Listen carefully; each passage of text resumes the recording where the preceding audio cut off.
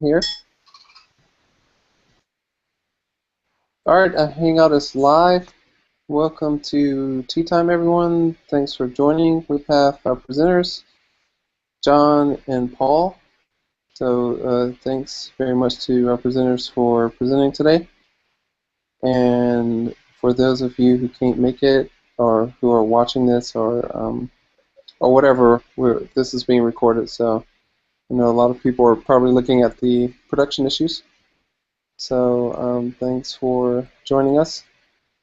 Paul, with that said, or John, which one of you are ready? I think I'm ready. Okay. You know what? I just had a grammar question. Like, do you say which one of you is ready or which one of you are ready? I'd say one is. That's what I'm thinking because you're referring to something singular, right? Yeah, I'd say one is too. Awesome. Thanks, Jason. All right. Well, cool. Yeah. Go ahead and take over from this point.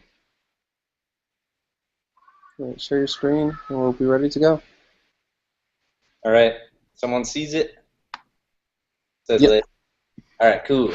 I'm also partially on baby duty, so apologies in advance if you get screams of joy and bliss. So my little brief talk is going to be about Trac, mostly about Trac, and then a little bit about Jenkins, how I use Trac. So Mason and I were kind of just doing the regular dumb talk, developer talk, shop talk yesterday, talking about version 1 and Jira, and I always kind of whine about version 1. And I thought about, oh man, Trac. I like Trac a lot because it's open source and I can tweak it, and it's been sitting on my server for 5 years, and it's just been having the time of its life. So on here, on my screen right now, you can see the interface. It's basically an open source wiki, kind of source viewer and issue management. It has some testing plugins, a bunch of those boring plugins we all know and love.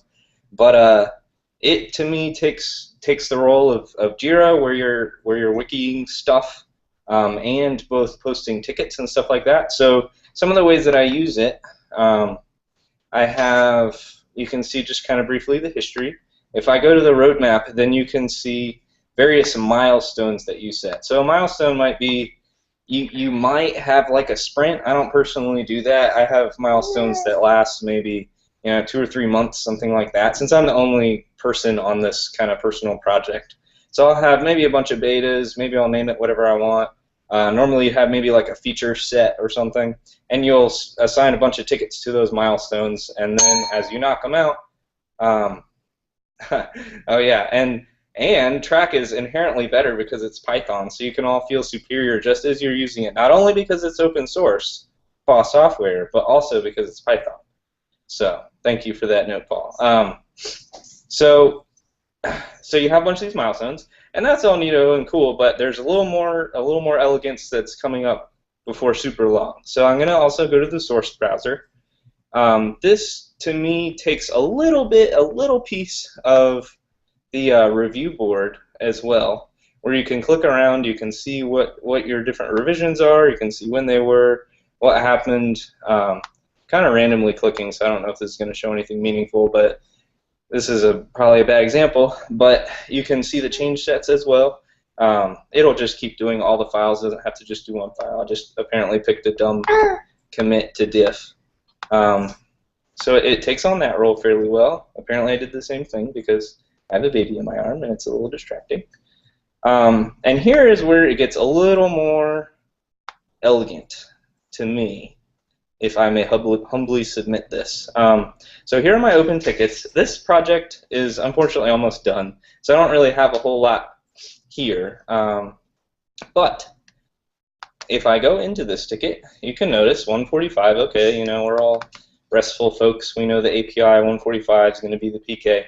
So there's a cool feature here. Okay, I'm gonna take a gamble here because I would really like 2 hands to browse. Hopefully the wee baby Atlas will not be crying. All right, I'm going to go back to the tickets. I'm going to show all the tickets, including the closed ones, so that I can show you some of how tickets can be automatically updated, commented, and you can get traceability and stuff like that. So let's see. Where's a good one? Okay, here's a better one instead of my crappy example from last time. So I have this ticket. Description or no, whatever. It's a solo project. When I commit, if you use this special syntax, pound the primary key of the ticket. Notice I'm on 106 now. In my commit message, I can simply say something like closes pound 106 or references pound 106. And when I push it, my get post commit hook will trigger this change set. Track will say, okay, what are the differences since the last trigger that we had? And it'll auto comment everything. It'll auto annotate like the close or references, that kind of stuff. So you can automatically get traceability into all your tickets. So I can then click this. It goes back to that source code viewer that I showed initially. Sometimes it takes its sweet time because it's my personal little lame server. I haven't really tweaked on it for years and years. Well, anyway, okay, there you go. So this is that's a big one. So it's mostly a data file change. Anyways, you can see all the tickets. That's fairly nice. I don't ever have to go here to annotate anything or close anything.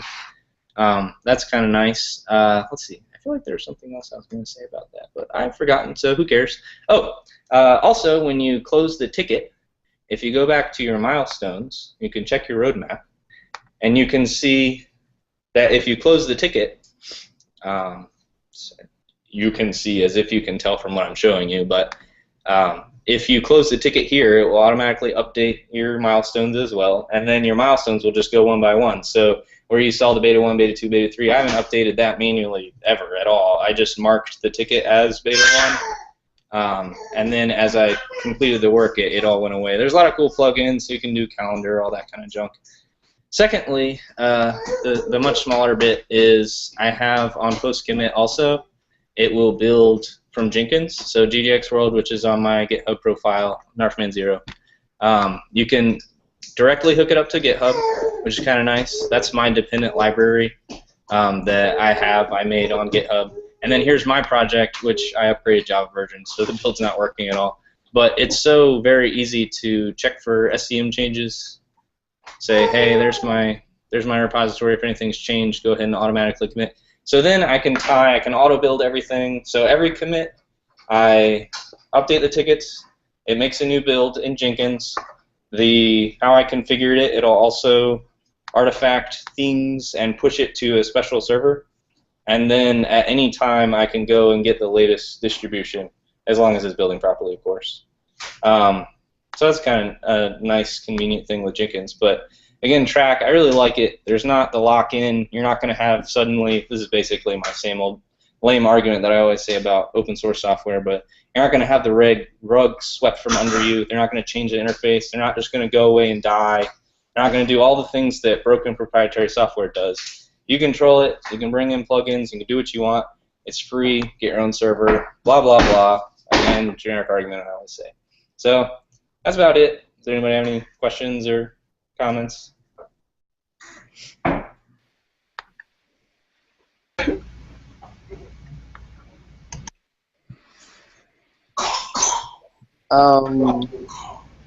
So this is you said something about Python. That's good, right? Yep. Python, open source. Let's see, any other keywords? Agile. You can Scrum it. Yes. Yep. The thing about Track that I really liked a lot was the wiki markup is simple and pervasive, so that you don't have to wonder like you do in Jira sometimes. Is there wiki markup supported here, and what the heck is it anyway? It's a lot more just keep it in your head, and it works where you want it to work, like your example of the ticket numbers in commit messages. Yeah, it's really simple. Here's that home page. It looks like kind of how it should look, like way before I remember Markdown. I mean, maybe Markdown's been around for a while, but Track's been around forever with this syntax. Just asterisk, bulletless, done. You don't have any of the semicolon NBSP spaces when you use the what you see is what you get editor that adds in all kinds of junk. You know, it just works. I think your kid is trashing your house, John. You might have to wrap up. I was gonna say, all the noise in the back seems like things are breaking. But one thing I noticed that Jira has that I really like is the search for things for different fields. Although I think Jira has a lot of fields. Like it's just about a lot of fields. I don't assume that the Track has as many fields, but that search that Jira has is something that I wish version 1 did, because with Jira you can put in really complex search queries and you can find the things you're looking for. But with version 1, they have to look a lot, especially when things are closed. They don't really show up. So yeah, does Track have a fancy? Yeah, so there's a bunch, and if you're talking about searching for tickets specifically, you can do so. And I forget how you do it because I think I'm a few versions ahead. But you can do custom SQL somehow. Here it is. Oh, nice, nice. Yeah, so you can do whatever you want, man. I would probably base it off of one of these other ones. Let's see, edit, since I'm an administrator. Yeah, so here I could change whatever. I could maybe base it off of this. Let's see, what is this one anyway? My tickets. So you could do like my tickets with this specific component, you know, and just do your query. It's great.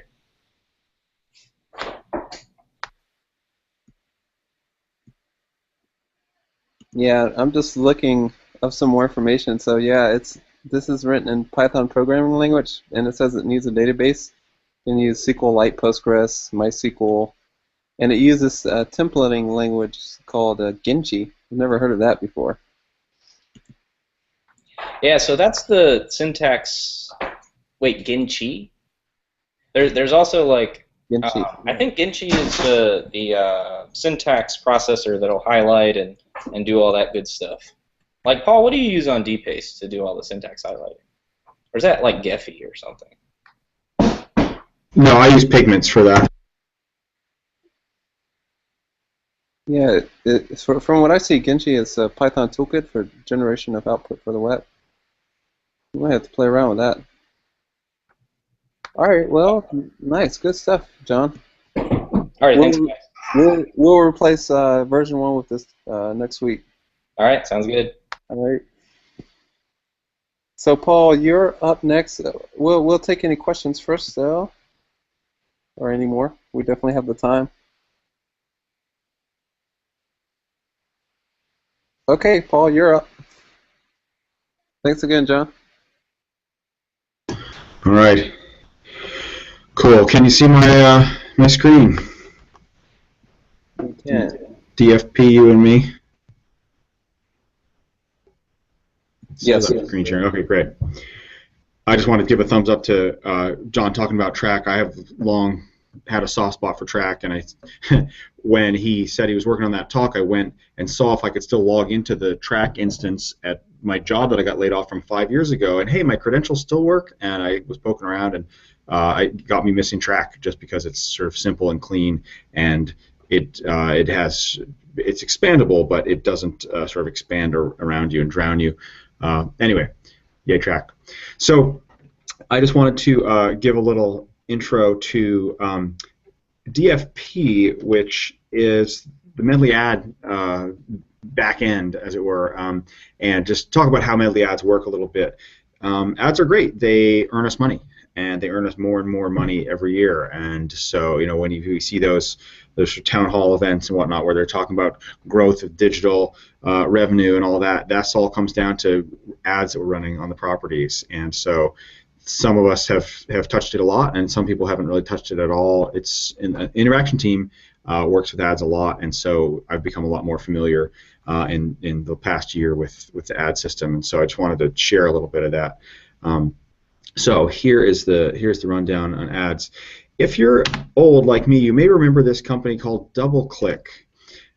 This is their website from, I think, circa 1996 when they were founded, and look, they have offices all over the world.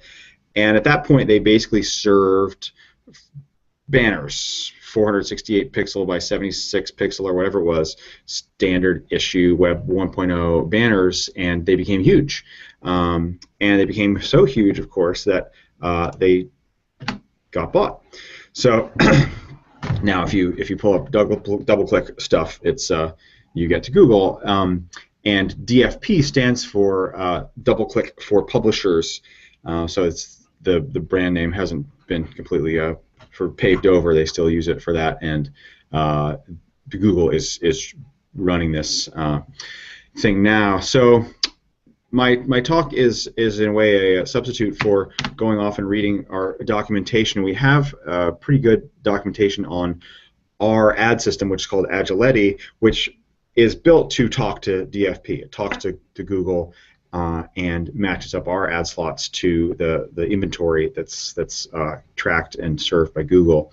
And so what does this mean? We've got the documentation, but if you don't have that, if you haven't had the patience to go through that, here's the basics of what DFP does.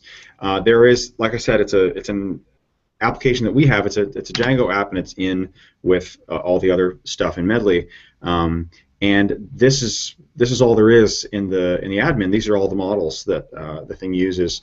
So it does look simple enough there. And so what are these things? Well, if the simplest one is ad sizes, right? Literally, they're just about pixel width and height, and there you go. So those are fungible, but they're represented by a model in Agility. What was I going to pull up? Oh, right. This got out of order here. Let me see if I can. I'm going to attempt to resequence on the fly. Nope, I'm not. All right. So this is the next slide is about synchronization, which is we push the ad units that we've defined on our end into our DFP configuration with Google. So synchronized is a little bit of a misleading word because we tend to think of synchronization as a two-way process. Synchronized basically means the ad units that we've defined inside Medley have been pushed out to DFP and are also represented there, so that they are in sync in that sense. And there's a management command that does this. This is it's called sync ad units, and the number at the end there is the primary key of the site. So I think 4003 is the HAC. But when we run this management command, it goes through the defined ad units in Medley and creates the relevant pieces on DFP in Google, and that way they can then be served as we specified. So there's the whole Google and the control panel. You can see here's just a snapshot of what it looks like within DFP. So this is a screenshot of the DFP control interface on Google end. And so you can see down at the bottom there's a list of sizes. Those are the same ones that were defined in the Medley model I was showing you. And this is just one of many ad units, and its relevant fields are what property is it, what's the category for ad, and what are the sizes that are available. And categories may be sections on the site, or they can be broader run of site. Ad slots are the actual holes in the page that fit an ad, and they all have names, and people who work with the ads on the front end a lot tend to have these names memorized. So if you get into talking about ad implementations and people are saying stuff like WP02 and HP01, they are talking about these labels. These are just, we've made these up, but there are sort of shorthand for different ad slots that are on the pages. In every page, this may surprise you, it surprised me when I learned it, there's ad debugging data at the end of every rendered page in Medley sitting there in a comment.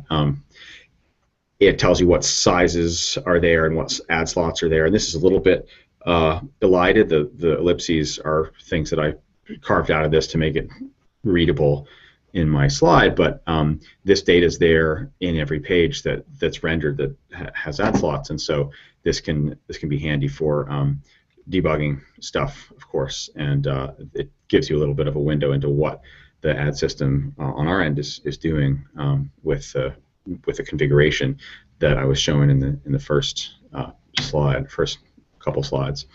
One other thing that Agility handles is what's called retargeting pixels, which used to be, invisible pixels, right? Just a one-by-one GIF whose sole purpose was to get your mail client or your web browser to make a request to the vendor's server so that they could then log that you had seen that page that that pixel was embedded on. And that's still there, but the concept of retargeting pixel, the term retargeting pixel has been expanded to cover all kinds of things that aren't pixels, but are essentially, here's a hunk of arbitrary JavaScript that we're going to have you put in your page so that we can do our tracking. And this example is from Facebook. So this is a retargeting pixel, so-called, that is in the configuration that's associated with my AJC, and it's code that came from Facebook, so that we can do whatever tracking they want us to do to better be served. And that's it as far as my rundown goes. Ad reps sell it, DFP serve it, and we ship it, and that is how it works. So thank you, and I'll take any questions. Hey, I have a question. Hit me. For you, Paul, or Rob as well. How much of this is going to come through the new CMS? Because we're doing ads. Does the CMS support this kind of features, or are we going to move what we have into the new CMS and merge it with it? I can't imagine that we would leave using DFP for any reason. So I think the question is, what is the ad services side of things going to have for an interface? And that I don't know. I don't know if we're going to carry Agility forward as this lonely little, medley, Django component that gives them an interface, or if there'll be a replacement. But DFP is an 800-pound gorilla, so there's no shortage of interfaces, and it may end up being that we can do everything we need to do via the stuff that Google provides. So it's a good question, and I don't know if there are any plans. I'm not aware of them, and that may become more concrete once we've made our official selection of the CMS. Yeah, Mason, I'm just going to give a presentation on your question. Awesome. We have time. Are there any more questions, Paul? For Paul?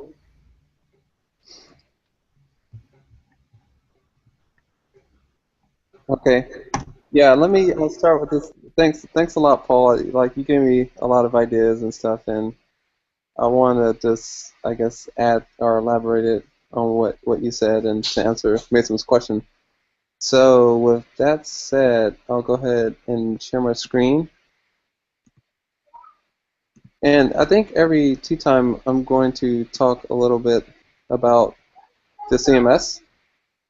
And just like John, you'll hear random kids running in the background. If this cuts off abruptly, you'll know that a kid has taken my spot and started playing Mario. So I'm going to post this URL in the window here, and you guys get to see what we're possibly launching as of Tuesday for the pilot site for WSBTV.com that Eidos Media has been building with the new CMS, or new potential CMS. I'll post it in chat, and I'll also post it in tea time. Okay, there we go. So let me pull this up here.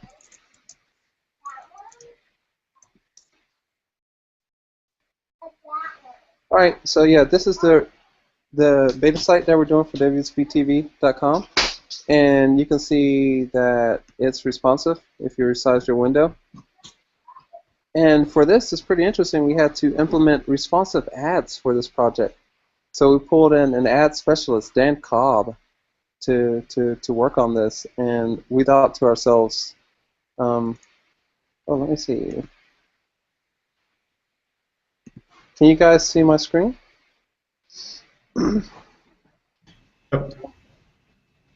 Yes, I can. Okay. Maybe there's lag for the YouTube channel. All right, Tim, if you can hear this, just respond in IRC and let me know if it's caught up. Maybe, let me see. It should have caught up by now.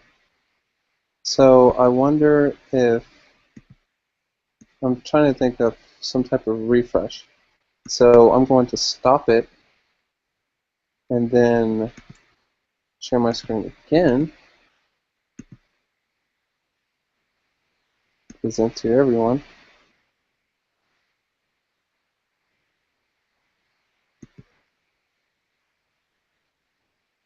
All right, let me do another screen check. Can you guys see my screen yet? Yep. That sounds like yes. Okay, cool. But it doesn't sound like, yeah, it doesn't sound like they can see it on the stream. I'll tell you what, guys. Why don't we have them hop in the stream in the live hangout and they can see it? Clicking present or clicking your own icon should lock it on you. It won't jump to whoever's talking then. Oh, what's that, Aaron?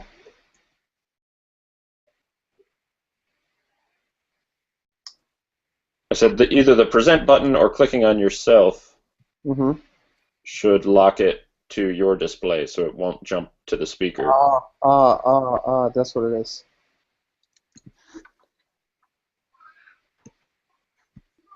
Okay. Thanks, Aaron. Man, you're such a sharp guy. I tell everybody that.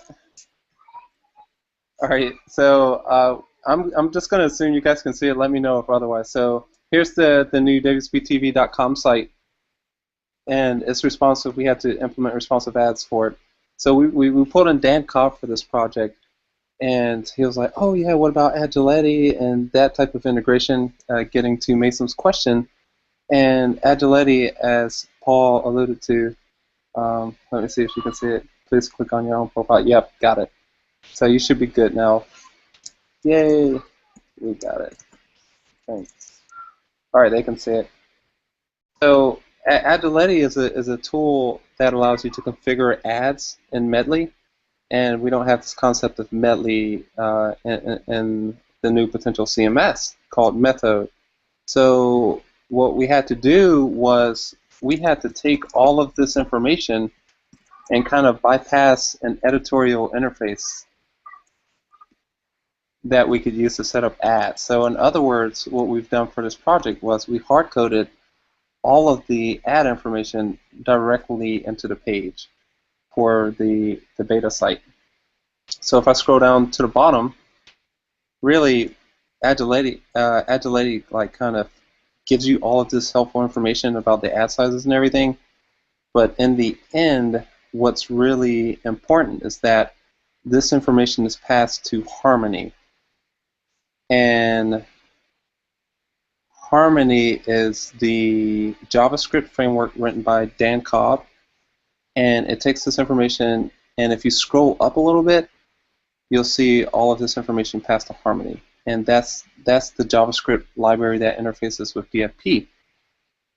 So we don't like for the pilot, we didn't do an administrative interface to manage this, but we will at some point. So whether that's migrating Agility or like creating a new interface or making this a service where we manage this information, that's probably the likely answer here. And now that I think about it, it probably won't even be something where we migrate Agility, because that's like Medley and Python, and Method is a JavaScript. Is a JavaScript, HTML, and predominantly Java-based CMS. So what Dan did when we pulled him into this project was we were like, okay, connect to the repository. They use SVN. I know a lot of you will cringe at that, so we'll have to work around that or figure out some way to synchronize it with Git or something, but we connect to an SVN repository. I handed this information to Dan Cobb, and I was like, okay, all you really have to do is find out which piece of code corresponds to the home page and the other pages, and then add the necessary files that you need. So right here I'm looking at JPP, JPT, JSP, and these are really the main elements of how the files are laid out, because JBT is mostly a page that's cached until it's invalidated. Most of the code goes in here.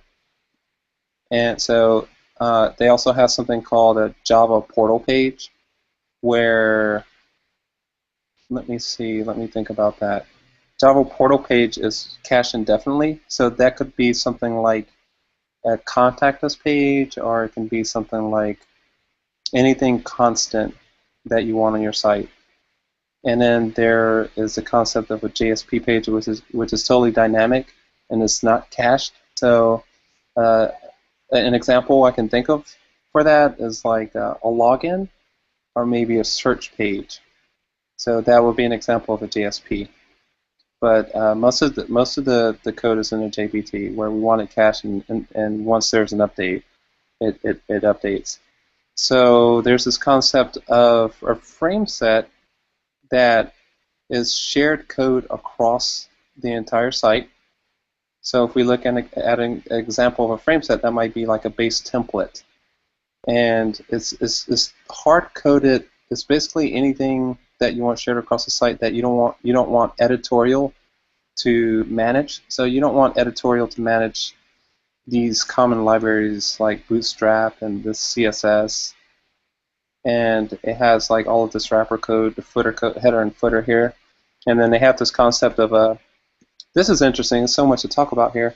They have these P tags here, which are proprietary tags that they've written, and it's really I want to say it's a superset of the JSLT templating language for Java, where they have their own tags. So anything preceded by P, you know it's them. So they have this concept of a skeleton body, and they have there's an interface that's used by editorial to populate the skeleton body. So an example of that, and I'm really going on a tangent here, so just feel free to interrupt me. But you have this header right here, and you have a footer at the bottom, and you'll see these things in the frame set. But all of this right here in the middle is the skeleton. So that's what's configured by the producers. So they have these modules, and they drag them and drop them into this grid.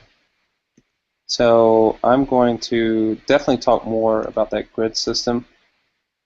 And to get back to the add question, if we view the page source here, we'll see how Dan has implemented Harmony. So Dan pretty much said, okay, all I need to do is define the add slots and define the sizes and define the breakpoints for each add slot and instantiate the Harmony JavaScript library, which talks to DFP. And then from that point, just save it into a page. So an example of that, and this is why Dan was able to get started on this so easily, he just connected to a remote SVN repository, and they like to use Eclipse and other SVN-friendly type of IDEs. But Dan just went in here to the JBT directory. He was like, okay, I need an RPO1 add, a PBO1 add. So I'm going to go in here and create this new file. And if you look at the file here, you'll see these declarations here. So you're pretty much saying the RPO1 can have an add size of 300 by 250 or 300 by 600. And this information would usually come from Agility, where editorials have an interface to define this. And for the pilot, we hard-coded it. What does that mean? That means in the future, we have to build some type of administrative functionality to handle this information. So we did cut some corners there just to get this done. And you see the add slot name, and then the add unit it's associated with. So in DFP, they have these inventory of ads, and it's a collection of ads, and they're associated with these add units. So the add units for this project is called pilot, but in production it might be called I don't know, something other than Pilot. So they created a new inventory of ads just for this right here. And I want to show you the breakpoint mappings too. So PBO1 is the header ad or the leaderboard ad. You can kind of see this cool mapping here. And this excuse me, this is what Dan was really excited to show off, where you have a mapping. Yeah, you have a mapping. I'm going to just post this script in IRC in the chat, because now you get to see a very dynamic mapping between the breakpoints and the ad sizes. And as you resize that site, you will see that. When we work on the CMS in the future, will we have to use SVN? Jen, I hope not. And these are some things we can start thinking about, like SVN alternatives, or ways to convert it, or ways to sync it with Git. I've heard of people doing that. They're doing that for all the blog stuff that's going on now. Rich Vasquez has wrote some type of repo synchronization scripts to sync SVN with Git. So hopefully we'll never have to see the light of day of SVN. With that said, I think a lot of you might have come from an SVN background, and I like to say we've evolved to Git.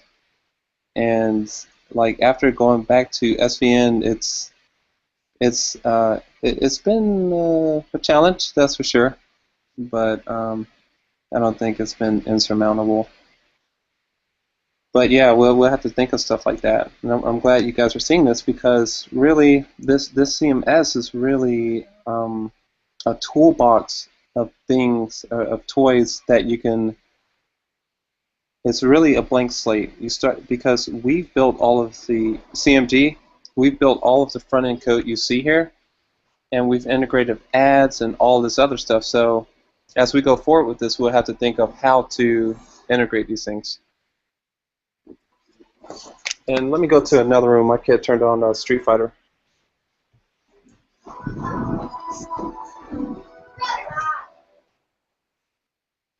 All right. So I did say a lot there. So I'm going to go ahead and pause for questions.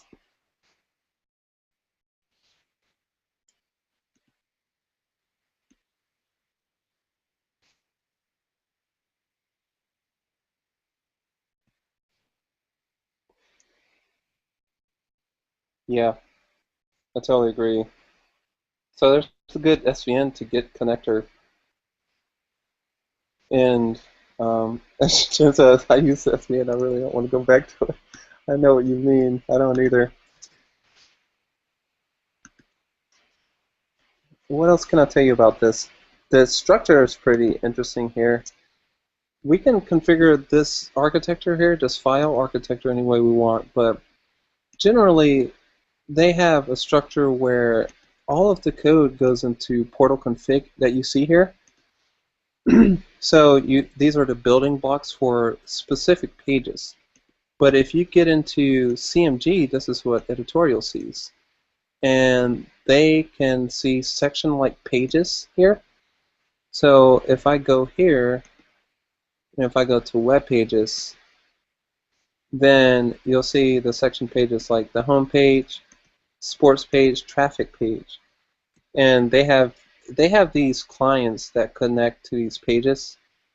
And a dynamic web page is an extension, proprietary extension for them. And they have a web client called Swing, Method Swing, that can read the metadata of these elements and allow editorial to drag and drop modules onto them to build pages.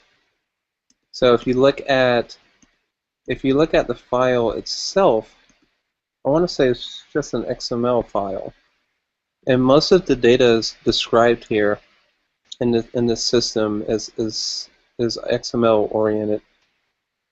So yeah, it's an XML file. used by the apps that read them and allow you to configure them. And I'll show you those apps maybe next tea time, or what you guys want to see. Actually, let me show you that now, because I don't think I see any questions.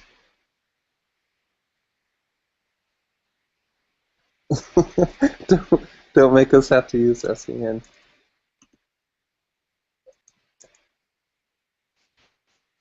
So if you go to the wiki, you'll see something called ADOS Media Method Documentation, and it has all this information here too. If you guys want to read more about it, the most information is in their Confluence, their wiki, and you go to confluence.adosmedia.com and you can log in, and it has the credentials there. But if I go to Swing here, and I do something like this.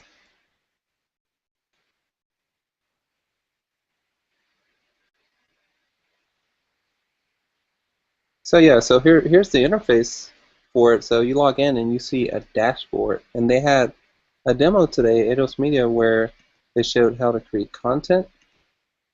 And if a producer were to say, I want things switched around on the home page, and you see me getting emails right now, 1.5 days to pilot. That means that they're trying to launch beta.adosbtv.com by Tuesday, and we're like in a rush to get all of the bugs fixed. So they're building out this web client. It's not really done yet. It's responsive, and oh, let me see what happens there. You see that? Not fully responsive. What they're they have a deadline to get this done by Q3. This web client. They have a Windows client, and it's more fully baked. It's more mature piece of software, and we're really the pioneers when it comes to using their web-based client for creating content. So you see like things here. These are modules like video, carousel, latest local videos. This is a DWP. This is the homepage DWP that you saw earlier, the dynamic web page. So if I go back to Eclipse, you'll see that is opened by me, and that's the one I have open in the client too. So I'll go ahead and close that, and close that, and so you can see it has version control in there. And if I do something like this, I think this is pretty cool. They have something called info. Well, if I want to do any subversion commands, okay, that's not checked into subversion. You see the little icon there, the little golden globe? That means that directory is supported, or that file is supported by SVN. So this one should have some SVN options here. You go to Team, and then you see all of these SVN options here. But they also have their own type of version control built into it. So you could go to History, and then you see all of this information here. So let me see, I think I can select two and then compare each other. So they have a diff system built into this. And it looks like all you can do is compare, now that I'm looking at this. Compare metadata, system attributes, usage tickets, and all that. And let me see, I think I have a question. If you compare... I'm sorry. He said you'll have to use SVN in Windows. All right, what's that, John? You're using a different perspective than I usually use, but if you do a compare on the two files, then you should be able to hand copy like something from the right to the other thing on the left and save it. Like since it's a little more interactive since it's an IDE. And of course you can, do like click the other one and compare with itself, compare each other. Yeah. And then like everybody has, and it's missing. That might be weird. Well, anyways, you should be able to copy from the old version to your new version pretty easily. Oh, yeah? Okay. Just copy paste. Try it. Yeah, it looks like you can do something like that. So if I did this. Alright, okay, I just copied that one. Oh, it looks like, oh, maybe it won't let me edit it, but maybe it's locked or something. Well, never mind. Wrong compare view. If you compare in the SVN view, it'll let you do that. Oh, yeah. Yeah, this is like a, I wonder if this is like a method thing or a Eclipse type of feature. Eclipse has a file system diffing as well, so it'll take at the March 30th, 2015, May 19th, all that stuff. It'll just copy the file basically into the .eclipse directory. So yeah, there is an Eclipse feature. I don't know which one you're. Well, I basically went to properties and went to history, and it could be the Eclipse one, or it could be something they kind of built in. Okay, nice. Because we had a list of plugins that we've gotten from them, from Eidos Media's guys, and they sent it over to us. Okay, yeah, method, portal ID, check-in. Oh, they put that note. Yeah, there's something else I really like about going to a full-featured IDE like this, is that it has more features. Like when you type in things, it completes it for you, and it has class lookups and things like that. So it's definitely heavier on your system though, because I'll usually use like something like TextEdit or TextMate or something, or Sublime, but this one, like my fan is running right now, like opening up these heavier IDEs. Well, I can't really blame that on that. I just don't have any system space either. But yeah, it's been nice in that regard, because the syntax checking and all that kind of built in here. But I know some people, like a lot of you, especially Percy from the Engage team, he has all of these plugins built into his text editor, and he has the linting and syntax checker, and he had everything set up from day one.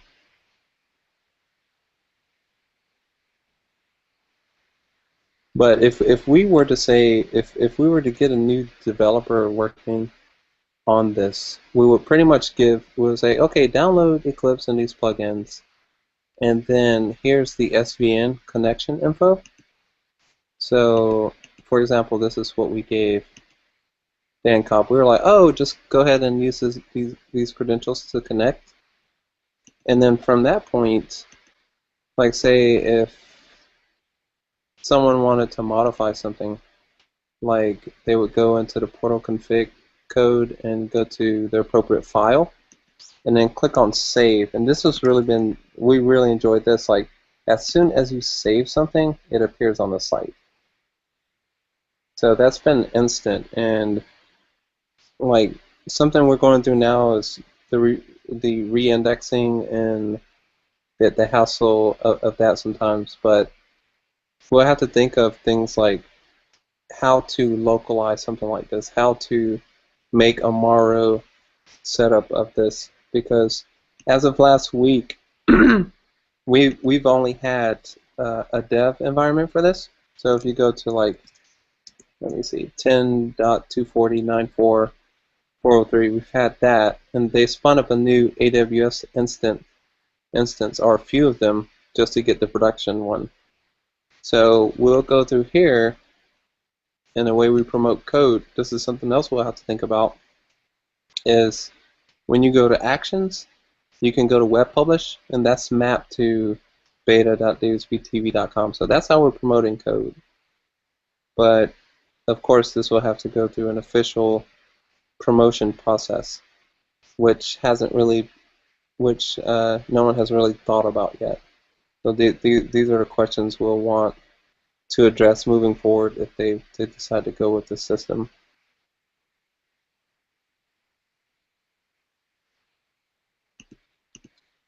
Okay, let me see if there are any questions.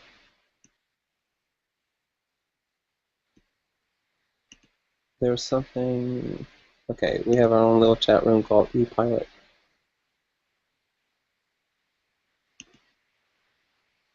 All right. So probably part for the web interface. Yeah, to I don't know if you were joking or not, Jen. I mean, I know they start out with that, and they've added more browser support, but these guys were definitely, you can tell they're a Windows shop. I mean, coming from Java and heavily XML based and SVN, and I mean, they've been in business since 1999. So they had a really heavy, um, I would almost say bloated Windows application for publishing and everything. But now with this web-based client, they want to streamline it, make it lighter and easier to use. And so far, it's easier to use, and I would say it's much easier to use than Metli. But I really wouldn't compare anything to Metli and say, oh, this is better or whatever, because Metli is, I don't know, it's a pretty arcade-based CMS, and we've hacked on it for about 5 years, and it's pretty. I think it's pretty good for what we need it for. It's very customized, and I think people will have to start thinking about customizations as they move forward, um, and keeping those intact as we go to another CMS.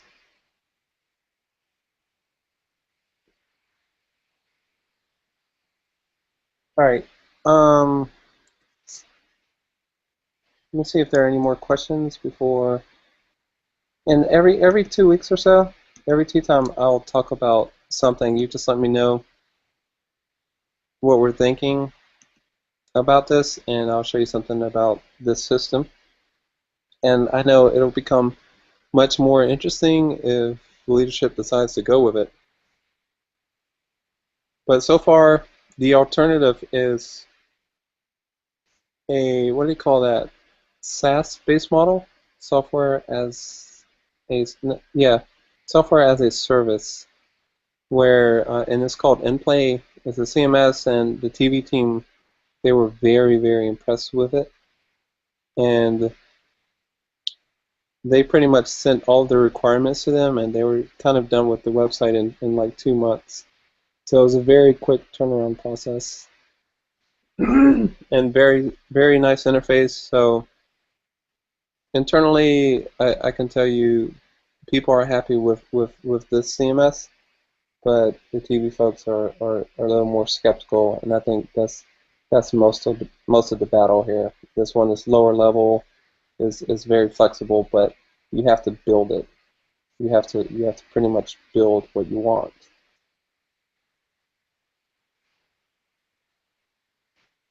And that's what you saw with the ads. It's like, oh, what about this out-of-the-box ad solution?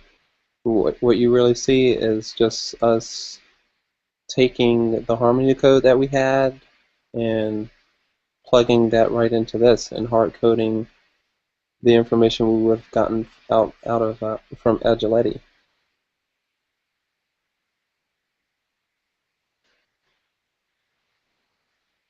All right, I probably talked you guys to sleep at this point. Yeah, they really took it back to 1999, and they have a few people on it, like New York Times, the Boston Globe. They have the Financial Times and the Washington Post and Le Monde, and like people in Europe on the system, Africa, here, and Asia. So pretty big international presence. But mind you, they're using the Windows Prime client. And I think reception of this CMS has been both positive and negative. So if you go wiki, Eidos Media, you'll kind of see some positive feedback with some negative feedback. Transitioning to this and the millions of dollars it costs to switch to a CMS. So that's all been interesting. But yeah, we are we'll have to wait. We'll have to look at a way to transition this into into the millennium and make it and modernize it. And that's what they're doing with the web client. But as far as development, what I see here, what I've seen so far is really like 2000-ish type of stuff with a heavily Windows-based architecture, XML instead of JSON, and SVN instead of Git. Hey, sorry, I have a question. What were the tools that were only Windows supported? I missed that. Yeah, it's called Windows Prime. Windows Prime, and Windows Prime is the client that's used to publish content.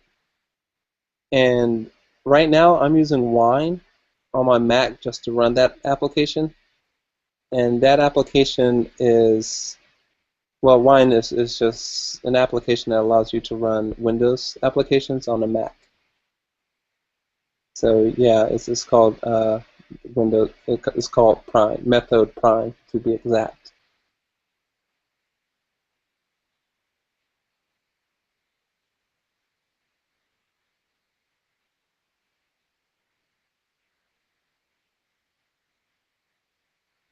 Yep.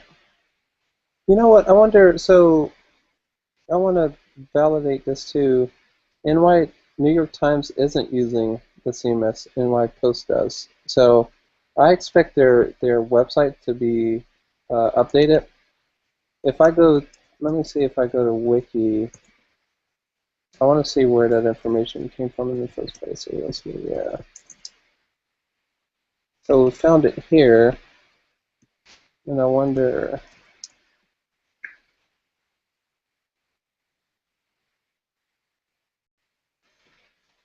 I wonder if it says their clients. Yeah, so,